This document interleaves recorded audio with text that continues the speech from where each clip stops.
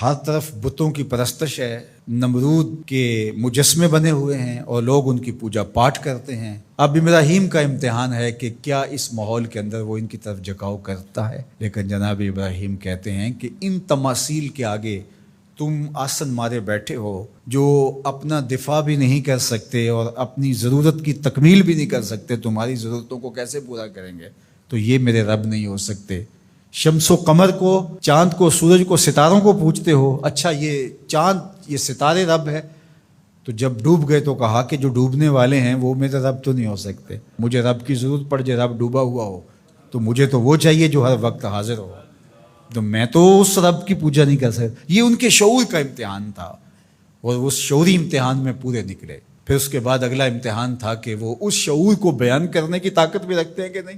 پھر بت کدا ٹوٹتا ہے، نمرود کا دربار سجتا ہے، اور وہاں جو خطبہ حضرت ابراہیم نے دیا زمانے نے سنا، جب کلہاڑا اس بڑے بت کے کندھے پہ رکھ دیا اور باقی سارے بتوں کا تیا پانچا کر کے رکھ دیا، جب وہ میلے سے واپس آئے تو ابراہیم بڑی بے نیازی سے بولتے ان کے بڑے نے کیا ہوگا، دیکھو اسلحہ تو اسی کے کندھے پر ہے۔ تو وہ کہنے لگے ابراہیم تو جانتا ہے یہ بولتے نہیں ہیں، اور حضرت ابراہیم یہی تو لانا چاہتے تھے۔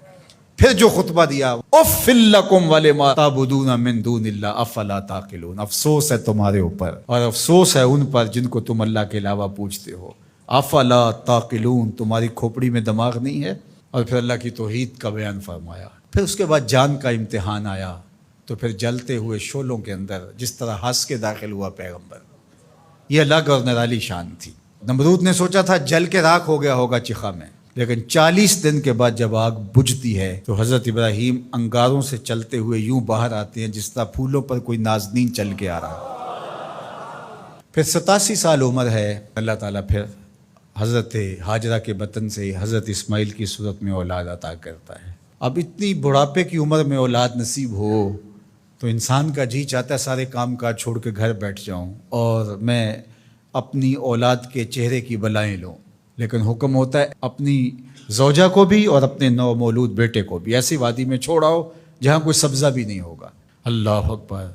پھر اسماعیل علیہ السلام کی ایڑیوں کے رگڑنے سے زمزم جاری ہوتا ہے۔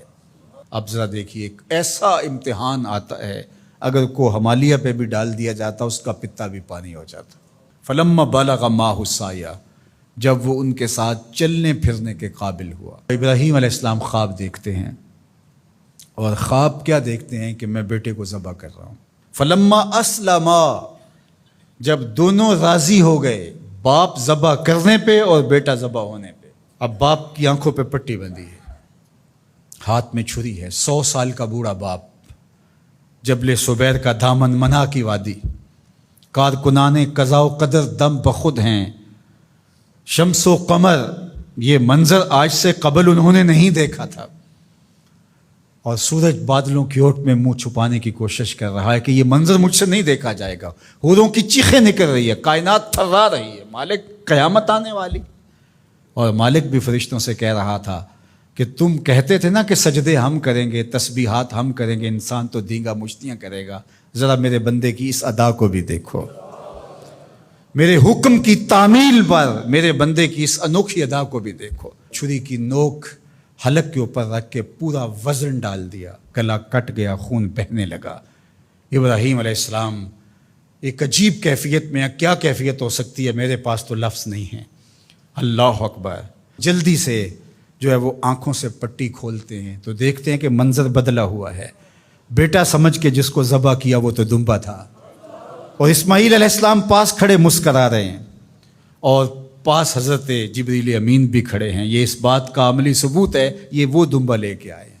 تو بے ساختہ جناب ابراہیم علیہ السلام کی زبان پر جو لفظ آیا وہ یہ تھا، اللہ اکبر، اللہ اکبر۔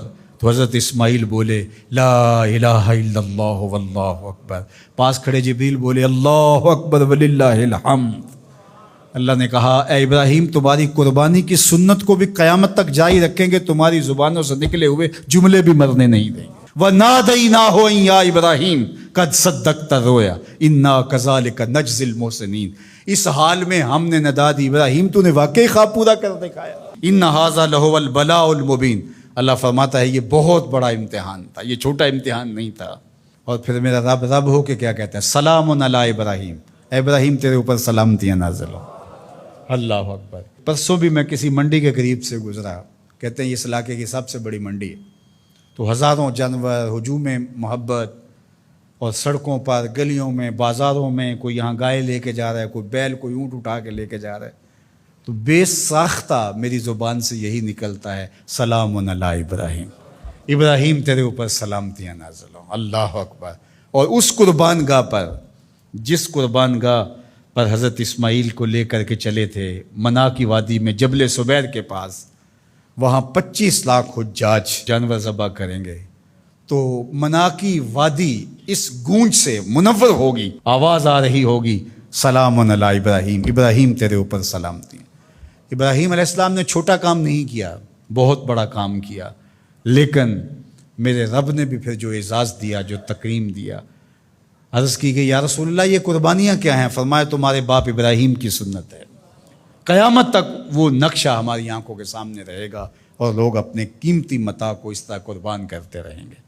ہمارے ایک بزرگ فرمایا کرتے تھے کہ ہر بندے کا کوئی نہ کوئی اسماعیل ہوتا ہے، جب تک وہ اپنے اسماعیل کی گردن پر چھری نہیں رکھتا رب کا قرب نصیب نہیں ہوتا۔